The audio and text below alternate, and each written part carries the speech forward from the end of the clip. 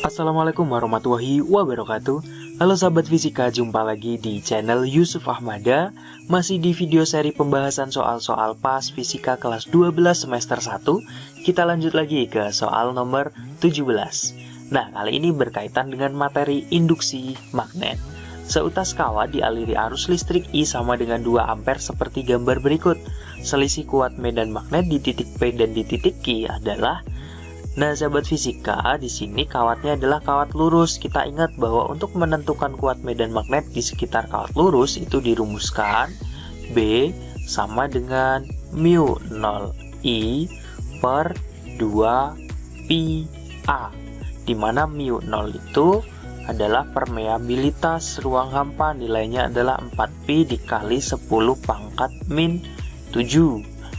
Nah, berarti untuk B di titik P itu sama dengan mu 0-nya 4pi dikali 10 pangkat min 7 dikali arusnya 2 ampere per 2pi dikali titik P, jaraknya dari kawat adalah 2 meter. Ini kita coret 2pi ini, berarti tinggal 2 kali 10 pangkat min 7 Tesla.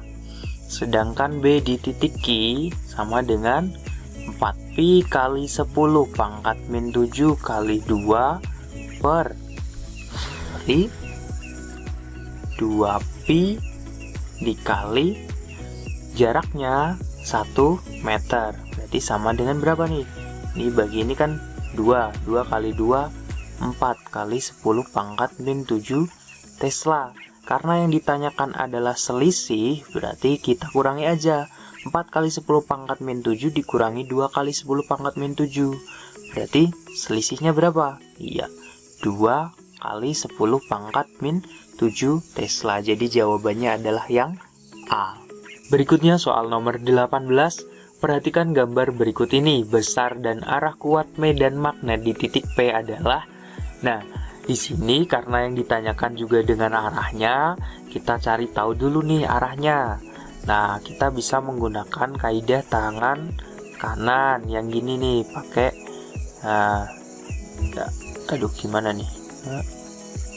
Ya, anggap aja gambarnya bagus ya. Nah, dimana ibu jari itu menunjukkan arah arus, kemudian arah genggaman tangan kita itu menunjukkan arah induksi magnetnya. Jadi dari kawat yang pertama ini kita anggap ini adalah I1. Ini arah induksi magnetnya. Kalau kita gunakan kaidah tangan kanan, ini arusnya ke atas, jempolnya ke atas, berarti kan genggaman tangan kita kan muternya gini ya kan. Berarti sampai di titik P ini B1 dia kan masuk ya kan, masuk bidang. Kemudian kalau dari yang I2 ini berarti kaidah tangan kanannya kan gini ya kan, dia masuknya lewat sini. Oh, berarti kan muter. Nah, sampai di titik P dia keluar gitu. Oh, B2 dia keluar bidang. Oke, berarti B1 masuk, B2 keluar. Sekarang kita cari tahu nilainya.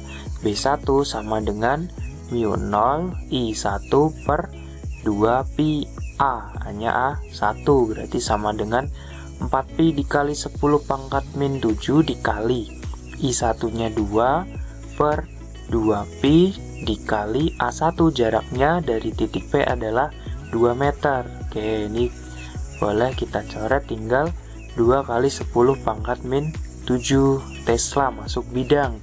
Kemudian B2 sama dengan mu 0 I2 per 2pi A2, berarti sama dengan 4pi dikali 10 pangkat min 7 dikali arusnya 2 per 2pi dikali jaraknya 4, berarti sama dengan, oke, ini kita coret ya kan, 8pi 8pi, berarti tinggal 1 kali 10 pangkat min 7 Tesla keluar bidang.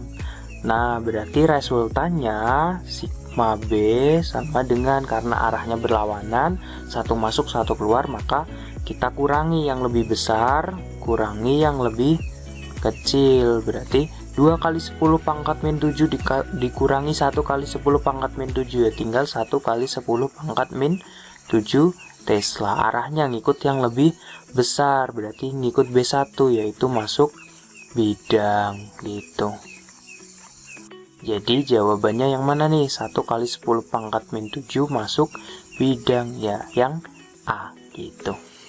Oke, kita lanjut ke soal berikutnya nomor 19. Kawat seperempat lingkaran dialiri arus listrik 5 ampere seperti gambar berikut. Besar dan arah medan magnet di titik P adalah, nah jadi titik P ini merupakan pusat lingkarannya. Nah, jadi pada untuk menentukan besarnya medan magnet di pusat lingkaran itu dirumuskan B sama dengan mu 0 I per 2A. Kalau pada kawat lurus kan per 2 pi A gitu kan. Tapi kalau pada kawat melingkar itu mu 0 I per 2A. Nah, karena ini kawatnya seperempat lingkaran, maka ini tinggal kita kali 1 per 4 gitu aja. Jadi nilainya sama dengan 4pi dikali 10 pangkat min 7 dikali arusnya 5 per 2 dikali A, itu berarti sama aja jarak dari kawat atau jari-jari lingkarannya 40 cm kan, berarti sama aja 0,4 meter ya kan, atau 4 kali 10 pangkat min 1 dikali 1 per 4. Ini 4 nya boleh kita coret, berarti tinggal 5 per 8 atau 5pi per 8 dikali 10 pangkat min 7 dibagi 10 pangkat min 1, 10 pangkat min 6 Tesla. Nah, sekarang arahnya. Nah, arahnya kita bisa menggunakan kaidah tangan kanan seperti tadi. Ini arusnya ke sini, berarti kan dia juga ngalir ke sini kan. Nah, ini arusnya ke sana. Berarti dia kan, kalau kita gunakan kaidah tangan kanan, berarti ini muternya gini. Nah, dia masuknya lewat sini. Nah, ini kemudian sampai di titik P dia keluar. Ini keluar bidang. Jadi 5pi per 8 kali 10 pangkat min 6 Tesla, tegak lurus bidang gambar. Kalau keluar bidang berarti mendekati pembaca. Jadi jawabannya adalah yang B. Oke, kita lanjut ke soal berikutnya nomor 20. Suatu solenoid panjang 2 meter dengan 800 lilitan dan jari-jari 2 cm. Bila solenoid itu dialiri arus sebesar 0,5 ampere, tentukanlah induksi magnet pada ujung solenoid. Nah, jadi di sini kalau pada solenoida itu untuk menentukan besar induksi magnetnya, kalau di pusat solenoid itu dirumuskan B sama dengan mu 0 I N per L gitu kan. Kalau di ujung itu dia separuh dari atau setengah dari yang di pusat. Jadi B sama dengan setengah kali mu 0 I N per L. Nah, di sini karena yang ditanyakan yang di ujung, berarti kita pakai yang ini. B sama dengan setengah dikali 4pi kali 10 pangkat min 7 kali arusnya 0,5 dikali jumlah lilitannya 800 dibagi panjangnya 2 meter. Oke, ini 4-nya boleh kita coret. Nah, berarti tinggal 0,5 kali 800 kan 400 ya kan. Berarti 400pi dikali 10 pangkat min 7 atau 4pi dikali 10 pangkat min 5 gitu Tesla atau Weber per meter per segi. Jadi jawabannya adalah 4pi kali 10 pangkat min 5, iya yang A gitu. Oke, kita lanjut ke soal berikutnya nomor 21. Kali ini berkaitan dengan materi gaya Lorentz atau gaya magnetik. Kawat lurus berarus listrik I berada dalam medan magnet B seperti gambar. Manakah gambar yang sesuai dengan gaya Lorentz pada kawat? Nah, untuk menentukan arah gaya Lorentz kita bisa menggunakan kaidah tangan kanan, di mana arah ibu jari itu menunjukkan arah arus atau I-nya. Kemudian 4 jari tangan kita, 4 jari itu menunjukkan arah medan magnet atau B, medan magnet. Kemudian telapak tangan kita,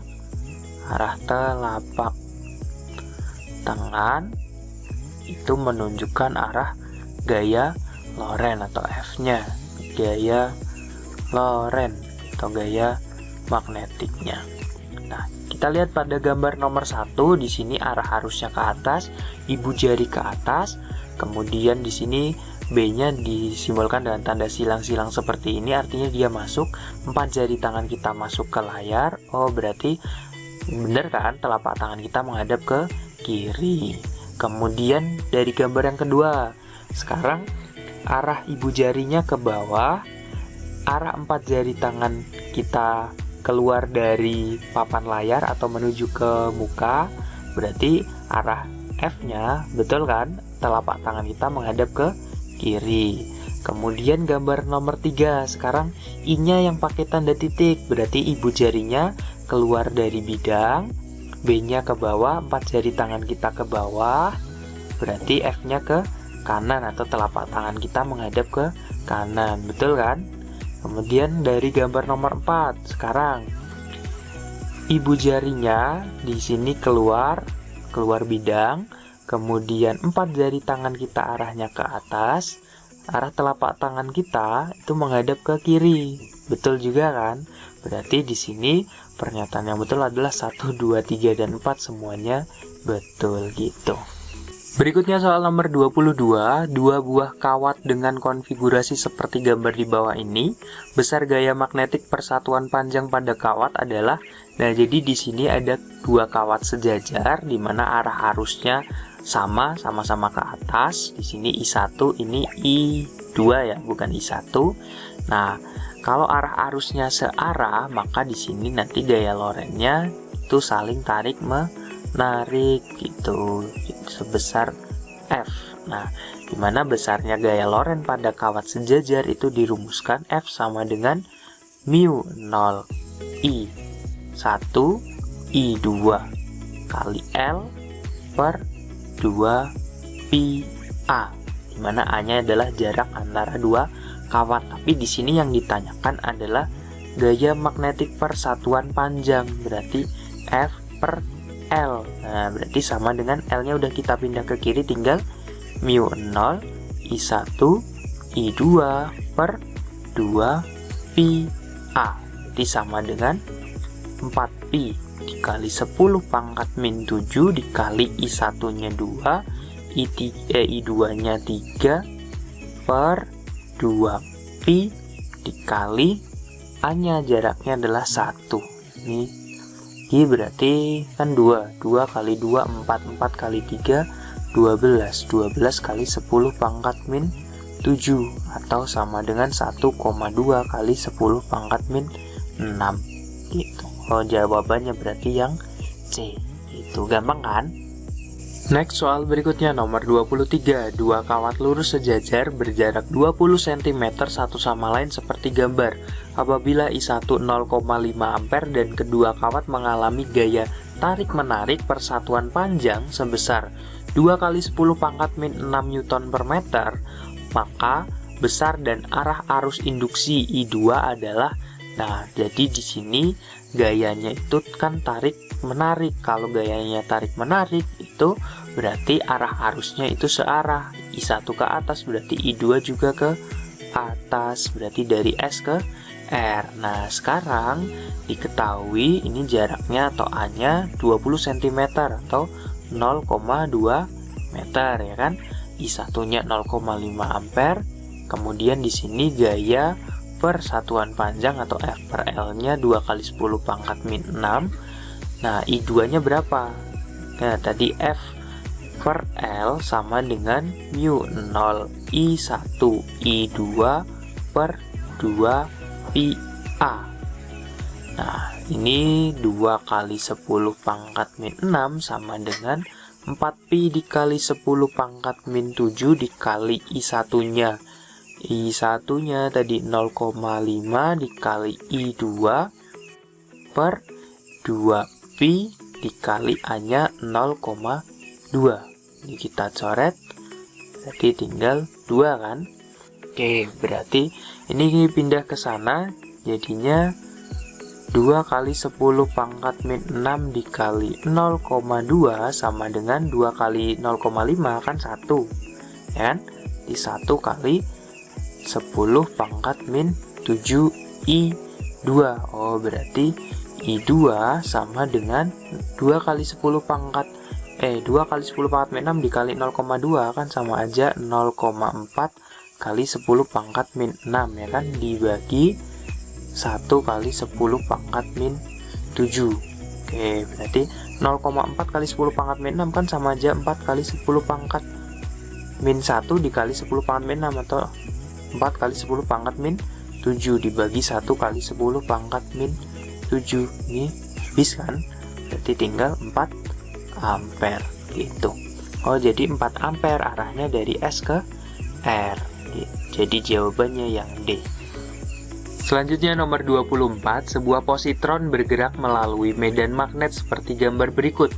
Arah gaya Lorentz pada positron tersebut adalah, nah di sini karena muatannya adalah positron atau muatan positif, maka kita gunakan kaidah tangan kanan, di mana arah ibu jari itu menunjukkan arah gerak muatannya atau arah V, kemudian arah 4 jari tangan kita itu menunjukkan arah medan magnet, dan arah telapak tangan kita itu menunjukkan arah gaya Lorentz-nya. Nah, di sini ini medan magnetnya kan dari utara menuju ke selatan ya kan. Oke, ini jadi B-nya dia ke kanan. Kita arahkan, coba arahkan ibu jari tangan kita ke atas, V-nya ke atas, kemudian 4 jari tangan kita ke kanan. Berarti telapak tangan kita menghadap kemana? Menghadap ke layar kan? Atau berarti masuk bidang baca gitu. Gampang kan?